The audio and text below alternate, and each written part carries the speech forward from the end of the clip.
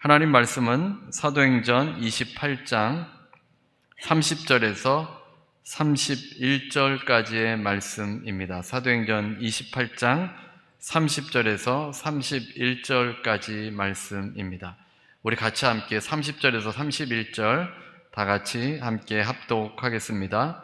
바울이 온 이태를 자기 셋집에 머물면서 자기에게 오는 사람을 다 영접하고 하나님의 나라를 전파하며 주 예수 그리스도에 관한 모든 것을 담대하게 거침없이 가르치더라.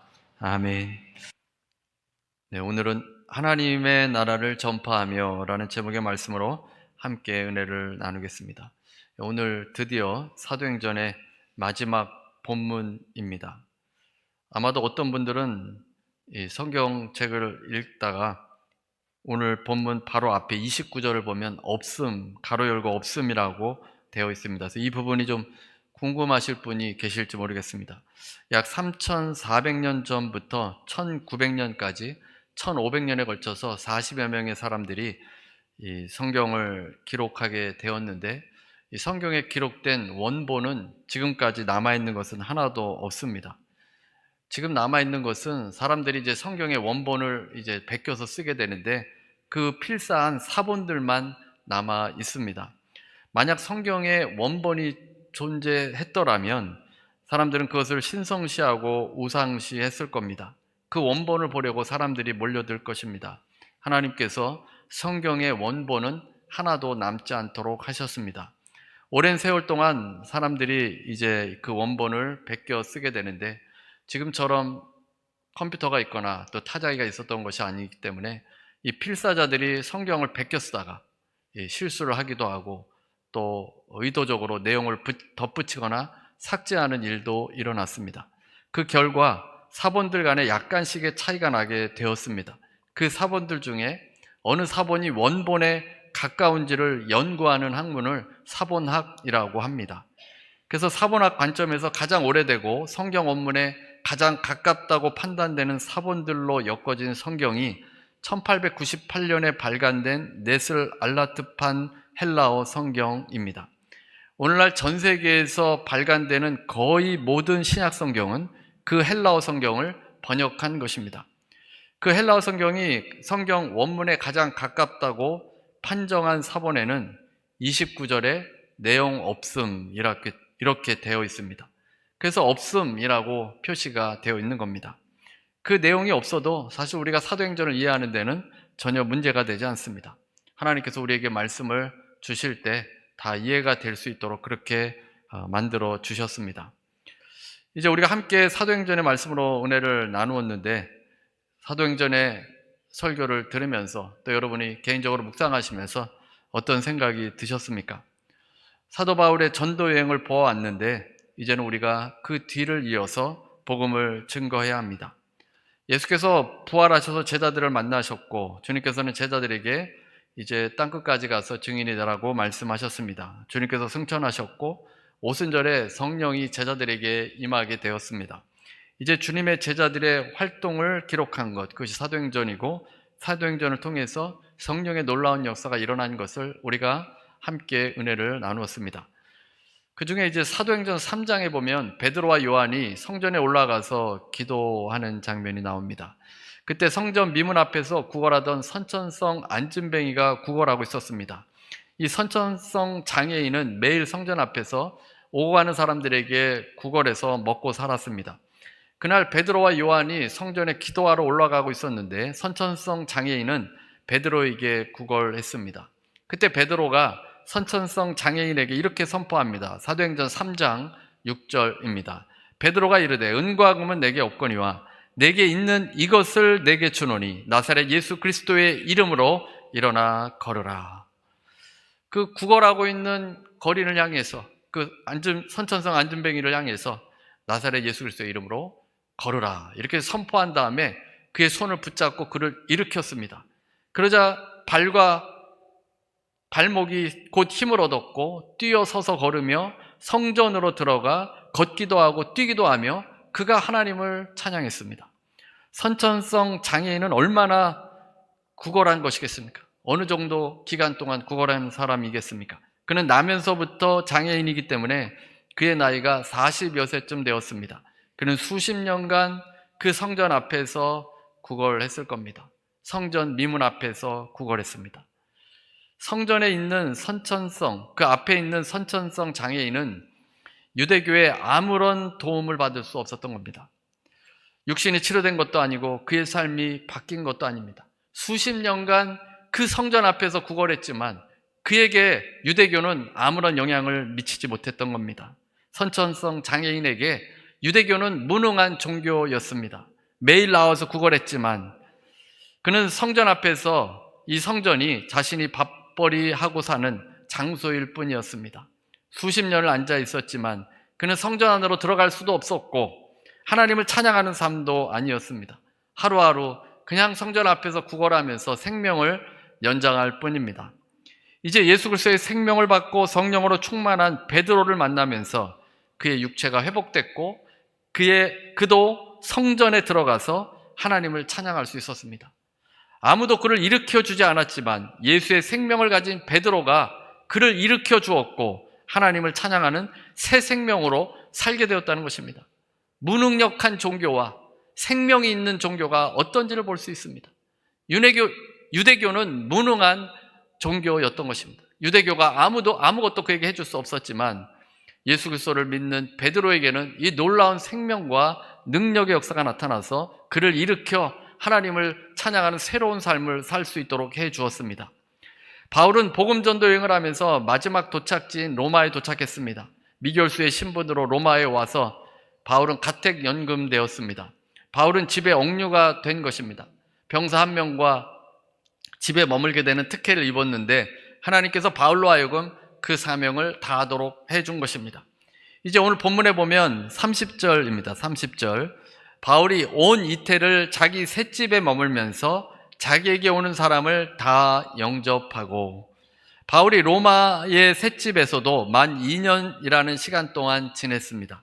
이 기간 중 유대인들이 바울의 재판을 취하했을 가능성이 있고 또 재판이 열렸더라도 재판 자리에 이 고소인들이 참여하지 않았을 가능성이 있습니다. 어쨌든 2년 동안 연장된 것으로 보아서 재판이 진행되지 않았던 겁니다. 재판이 취소되었을 겁니다. 산헤드린의 고소자들은 왜 바울의 재판에 참여하지 않은 것이겠습니까?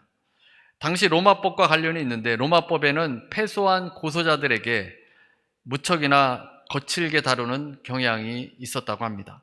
단순히 무죄한 상대방을 괴롭히기 위해서 거는 소송이라는 것이 밝혀졌을 때는 로마 당국이 그들에게 엄벌을 내는 것입니다.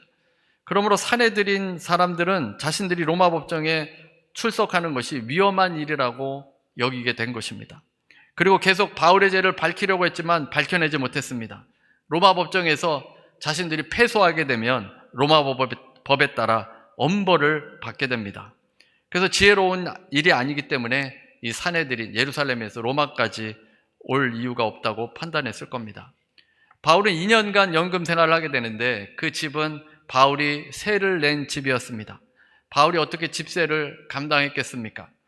연금된 상태이지만 때로는 바울이 두 손을 자유롭게 움직일 수 있기 때문에 장막 만드는 일을 했거나 또는 빌립보 교회가 바울에게 헌금을 보냈기 때문에 그 헌금으로 충당하게 되었을 겁니다. 바울은 가택연금 생활을 하면서 자기에게 오는 사람들을 다 영접했는데 그들에게 음식도 대접을 하였습니다. 적지 않은 사람들이 왔을 텐데 다 그들을 영접한 것입니다. 영접하고라는 단어를 원어로 보게 되면 미완료 과거형입니다. 바울을 찾는 이들이 끊이지 않고 계속되었다는 겁니다. 그 많은 사람들이 바울을 찾았고 바울은 그들을 대접해 주었습니다. 31절입니다. 31절.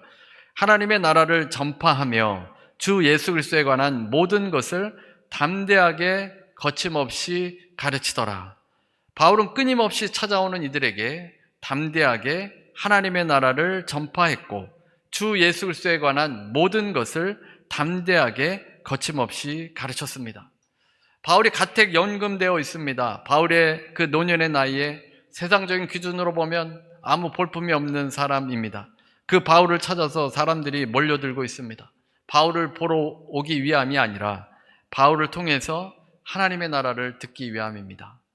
예수님을 듣기 위해서 사람들이 찾아왔습니다. 그 많은 사람이 없었더라로 번역을 했습니다. 군인 한 명이 바울과 같이 있었는데 아무런 방해 없이 복음을 전할 수 있었습니다. 로마 당국에서는 바울이 말하는 것에 어떠한 금지령도 내리지 않았습니다. 바울은 육체적으로는 제한을 받고 있었지만 바울의 입은 제한당하지 않았고 하나님의 말씀은 제한되지 않았습니다. 사도행전을 처음 시작하면서 예수님께서 지상명령을 주셨습니다. 사도행전 1장 8절입니다. 오직 성령이 너희에게 임하시면 너희가 권능을 받고 예루살렘과 온 유대와 사마리아와 땅끝까지 이르러 내 증인이 되리라 하시니라. 예수님께서 지상 최대의 명령을 주셨습니다.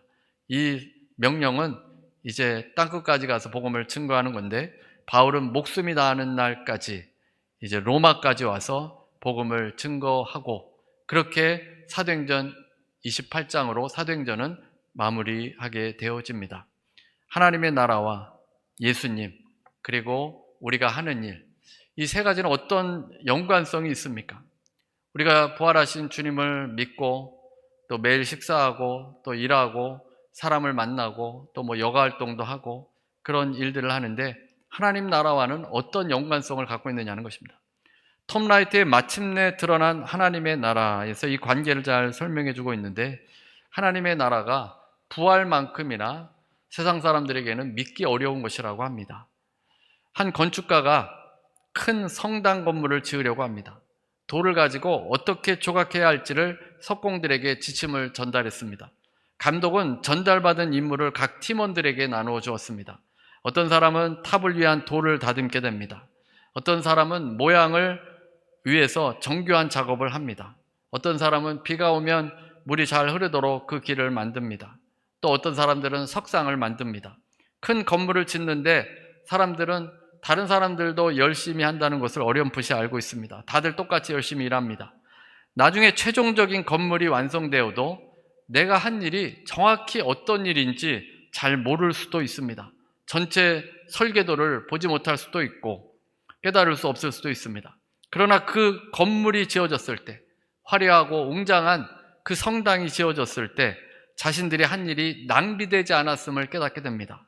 성당이 완공되면 성실히 임했던 사람들의 그 하찮아 보이던 일들이 더 가치가 있고 고귀한 일이었음을 알게 됩니다.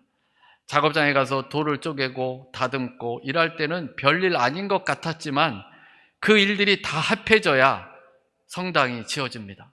그 건물이 지어지는데 그 많은 사람들의 일들이 다 합해져서 그 건물이 아름답게 지어질 수 있습니다. 물론 이 예화가 하나님의 나라와 정확히 맞는 예화는 아닙니다. 이 건물을 짓는 것은 다 인간들이 하게 되는데 하나님의 나라는 하나님께서 주도적으로 세워가기 때문입니다. 하나님께서 단지 인간들을 통해서 이 하나님의 나라를 세워가는데 초대하고 함께 일하기를 원하시는 겁니다.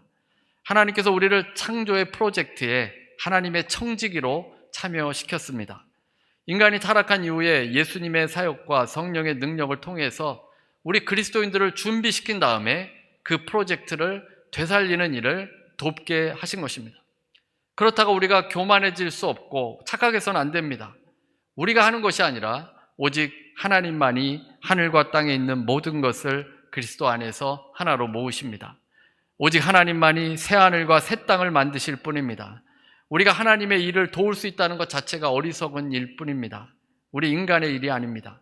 그럼에도 불구하고 만약 예수님을 따르는 제자라면, 진정으로 예수님을 섬기는 자라면, 성령 안에 살고 있는 자라면 우리는 선한 일을 해야 합니다. 대단한 일이 아니더라도 일상에서 착한 일을 하는 모든 것, 하나님 나라를 위해서 하는 모든 일들, 그 일들이 모여서 하나님의 나라를 세워갑니다. 고린도전서 15장 58절입니다. 그러므로 내 사랑하는 형제들아, 견실하며 흔들리지 말고 항상 주의 일에 더욱 힘쓰는 자들이 되라. 이는 너희 수고가 주 안에서 헛되지 않은 줄 알미라. 예수를 믿어서 이제 여러분이 새 생명을 얻었습니다. 그리고 주의 일에 힘쓰는 자들이 되면 여러분들이 하는 일들이 때로는 고되고 내가 이 일을 하는데 무슨 의미가 있겠나 생각을 할 수 있는데 주 안에서 헛되지 않다는 것입니다. 누군가에게 여러분이 친절히 행동한 것, 친절히 행한 것, 선하게 행했던 모든 일들, 그런 일들이 다 의미가 있는 것입니다. 하나님께서는 부활하신 그리스도 안에서 성령의 능력 안에서 우리를 선한 일을 하게 해 주십니다. 톰 라이트는 실제적으로 어떻게 이 일이 일어나게 되는지는 잘 모르겠다고 합니다.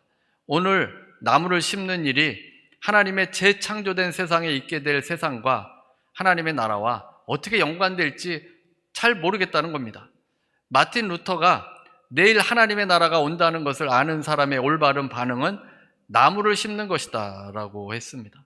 근데 어떻게 연관되는지 잘 모른다는 겁니다. 화가가 그림을 그리고 음악가가 음악을 만들고 연주를 하고 또 비즈니스를 운영하고 우리가 전화로 안부를 물으며 이런 일상의 작은 일들이 어떻게 하나님 나라와 연결되는지 우리는 잘 모를 수 있습니다. 석공이 상관의 지시에 따라 돌을 조각하고 네모 모양을 만들고 둥근 모양으로 여러 가지 조각을 하는데 그것이 어떻게 쓰일지 잘 모를 수 있습니다. 하지만 건축가는 설계도에 따라서 그것을 적절한 곳에 사용합니다. 우리의 일상이 어떻게 하나님 나라에 쓰이게 될지 잘 모를 수 있습니다. 하지만 우리의 건축자 되시는 하나님께서는 아름다운 하나님의 나라를 만들어 가시는 겁니다. 하박국은 하박국 2장에서 5번의 저주 선언을 합니다. 바벨론에 대한 저주입니다. 탐욕으로 남의 것을 빼앗는 자에게 저주가 임하고 부당한 이익으로 자기 집을 꾸미는 자에게 화가 임하고 피로 성읍을 세우고 불의로 성을 건축하는 자, 이웃을 취하여 그 수치를 보려는 자, 우상을 의지하는 자에게 화 있을진저라고 했습니다. 하박국은 바벨론이 남한국 유다를 무너뜨릴 것을 알고 있기 때문에 하나님께 화가 난 선지자입니다. 예레미야와 동시대 선지자입니다. 이제 나라가 망하게 생겼으니 얼마나 걱정이 많겠습니까? 야만족 같고 우상을 섬기는 바벨론을 하나님께서 사용하셔서 하나님의 나라인 이스라엘을 친다고 하니 얼마나 기가 막히겠습니까? 그래서 바벨론을 향해서 화가 나서 분노를 쏟아놓습니다. 저주합니다. 화 있을진저, 욕설을 하듯이 격한 감정으로 쏟아놓습니다. 그런 하박국이 마지막 20절에서 놀라운 고백을 합니다. 20절입니다. 하박국 2장 20절. 오직 여호와는 그 성전에 계시니 온 땅은 그 앞에서 잠잠할지니라 하시니라. 하나님께서 성전에 계시다는 겁니다.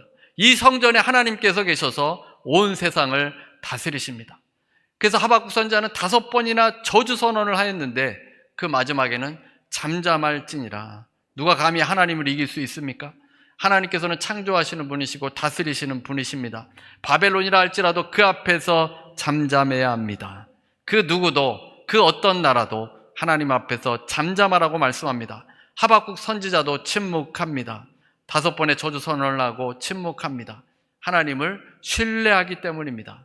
바벨론이 아무리 강대국이어도 하나님께서 하나님의 나라를 세우실 것을 그가 믿기 때문에 침묵하는 겁니다. 생명의 삶 월요일 말씀 묵상이 민수기 14장이었습니다. 이스라엘 백성들은 가나안 땅을 눈앞에 두고 정탐꾼을 보냈는데 10명의 정탐꾼은 부정적인 보고를 하고 2명의 정탐꾼만 긍정적인 보고를 냈습니다. 가나안 땅의 거인들을 보았고 자신들은 메뚜기 같다고 한 것입니다. 이 부정적인 보고를 듣고는 이스라엘 온 회중이 소리를 높여 부르짖고 통곡했습니다. 여기까지 왔는데 가나안 땅, 하나님의 땅, 약속의 땅에 들어갈 수 없다고 생각하는 것입니다. 이 광야에서 죽게 한다면 모세와 아론을 원망했습니다. 새로운 리더를 세워서 다시 애굽으로 돌아가자고도 했습니다. 잠잠히 주님을 믿었더라면, 잠잠히 주님을 신뢰했더라면 광야 40년에 낭비되는 시간은 없었을 겁니다. 그리고 1세대도 가나안 땅에 들어가서 젖과 꿀이 흐르는 그 놀라운 땅에서 많은 혜택을 받고 유익을 얻고 기쁨으로 하나님을 섬겼을 겁니다. 그런데 입을 열어서 불평을 했기 때문에 광야 40년에서 1세대는 여호수아와 갈렙을 제외하고 1세대는 다 광야에서 죽고 말았습니다. 이스라엘이 가나안 땅을 정복하고 그 땅을 차지하는 것은 스스로의 힘으로 하라고 하는 것이 아닙니다. 하나님을 신뢰하고 순종하면 하나님께서 이스라엘을 붙잡아 주셔서 그 땅을 정복할 수 있습니다. 바벨론이라는 나라 앞에서도 잠잠하라고 외치는 하박과 같은 믿음이 있어야 합니다. 아무리 강한 대적이 있다 할지라도 잠잠하며 주님을 믿는 자를 주님께서 함께 해주시고 결국에는 하나님의 나라를 세워주십니다. 그래서 이 사실을 믿고 하나님 나라를 위해 살아가야 합니다. 나주늘탈이 3호로 4호로가 도착을 했는데 4호로에는 부활 신앙을 삶으로 증거한 사람들의 이야기가 실렸습니다. 이 사도행전은 사도 바울의 선교로 28장으로 끝나게 되는데 29장은 아직 끝나지 않은 것입니다. 수많은 사람들이 사도 바울과 같이 각자 일상에서 하나님을 증거하고 예수 그리스도를 증거하기 때문에 사도행전 29장은 지금 계속 쓰여져 가고 있는 겁니다. 여러분도 그 29장의 한 부분이 되어서 여러분의 일상에서 하나님의 나라를 증거하면 여러분도 하나님의 책에는 계속 쓰여져 가고 있는 겁니다. 대단하지 않습니까? 여러분도 하나님의 나라를 일하는 일꾼이라니 별로 감격스러워하는 것 같지 않은데 우리가 정말 하나님 나라 가서 하나님의 책에 여러분의 이름이 적혀있고 여러분의 일상에서 어떻게 하나님 나라를 증거했는지 그걸 보게 되면 아마 감격하게 될 겁니다. 그 중에 두 가지 예를 소개해 주었는데 두 가지 예를 여러분에게 소개해 드리겠습니다. 가장 먼저 등장하는 사람이 윌리엄 월버포스입니다. 그는 영국 정치인입니다. 영국 캠브리지 대학의 세인트 존스 칼리지에 입학을 했고 학창시절에 기독교에 관심을 갖기는커녕 공부에 흥미가 없어서 카드놀이, 술, 사교 모임에 몰두했습니다. 그러다가 옛 친한 선배와 여행을 했는데 종교 토론을 하다가 하나님에 대해서 생각을 하게 됐습니다. 책을 읽다가 예수 그리스도의 죽음과 부활이 자신을 위한 것임을 깨달았습니다.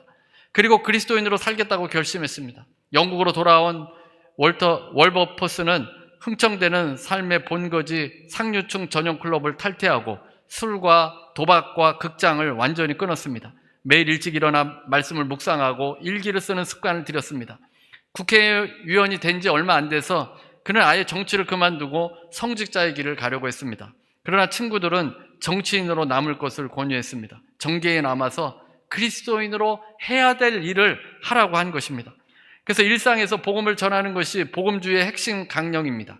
그는 정치인으로 활동하면서 노예무역의 부당함을 보게 되었습니다. 계속해서 노예무역 폐지 법안을 발의했지만 번번이 거절당했습니다. 노예제도가 그 당시에는 당연시되던 때였기 때문입니다.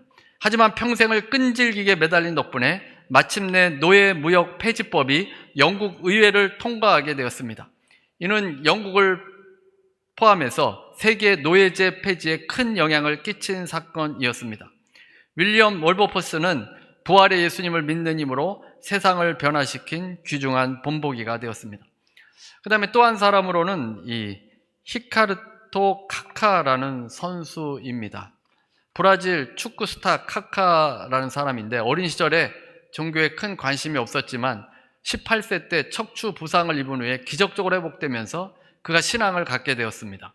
그는 공격형 미드필더로 골을 넣거나 우승할 때마다 무릎을 꿇고 하나님께 기도합니다. 타임지가 선정한 2008년도 세계를 움직이는 100명 가운데 한 사람으로 꼽혔고 2007년도 피파 올해의 선수였으며 2006년에 2007년 유럽 챔피언리그 최다 득점으로 우승을 이끈 주인공입니다.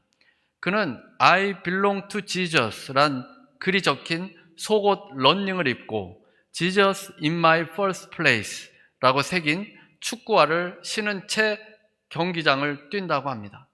그가 인터뷰 때 이렇게 고백합니다. 주님은 나의 전부입니다. 내가 축구를 하는 이유는 부활하신 예수님의 이름을 높이기 위함입니다. 나는 예수님의 부활을 믿으며 그분이 내 삶을 인도하심을 믿습니다. 참 놀라운 선수입니다. 정치와 스포츠 각 분야에서 부활하신 주님을 만난 사람들은 여러 방법으로 주님을 증언합니다. 눈에 띄는 사람들도 있고 또 보이지 않는 사람들도 있습니다.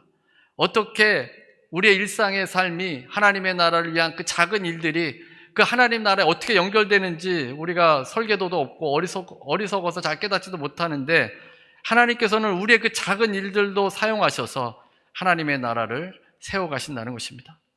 비록 우리 앞에 바벨론과 같은 우상의 나라가 위협해서 고통 중에 있을 수도 있습니다.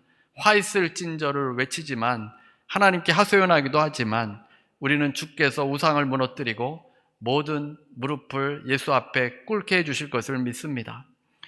우리는 사도 바울이 사명을 따라 로마에 와서 복음을 증거한 것처럼 우리 일생을 하나님의 손에 맡겨야 합니다. 사도 바울이 인생을 주님께 맡겼을 때 그의 인생을 붙드셔서 유라굴로의 광풍을 뚫고 개선 장군처럼 로마의 아비오 광장에 입성하며 그의 사명을 다했습니다. 이제 사도행전 29장은 우리가 써내려가는 것입니다.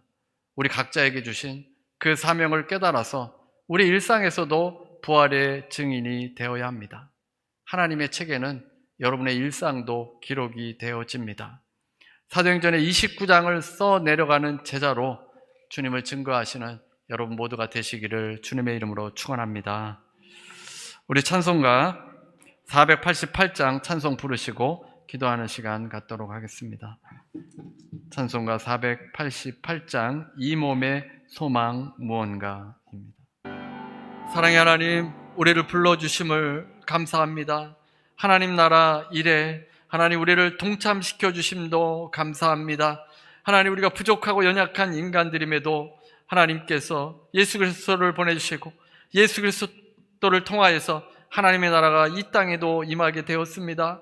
아버지, 그 나라를 위해서 살아갈 수 있게 해주시니 감사합니다. 아버지, 우리의 수고가 주 안에서 헛되지 않다고 했습니다. 하나님의 나라를 위해서 우리가 일상을 살아갈 때 아버지 헛되지 않은 줄로 알고 항상 주의 일에 힘쓰는 자들이 되어질 수 있도록 인도하여 주셔서 사도행전 29장을 써내려가는 주님의 귀한 제자로 살아갈 수 있도록 아버지 우리 모든 성도들 붙잡아 주시고 인도하여 주옵소서.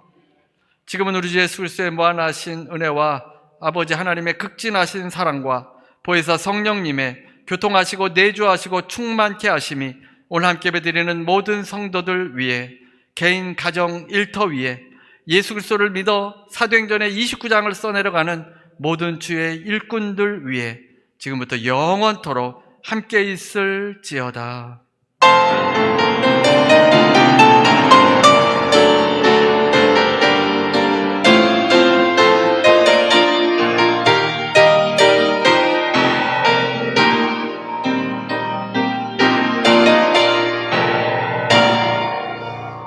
하나님께 감사의 박수 드리시겠습니다.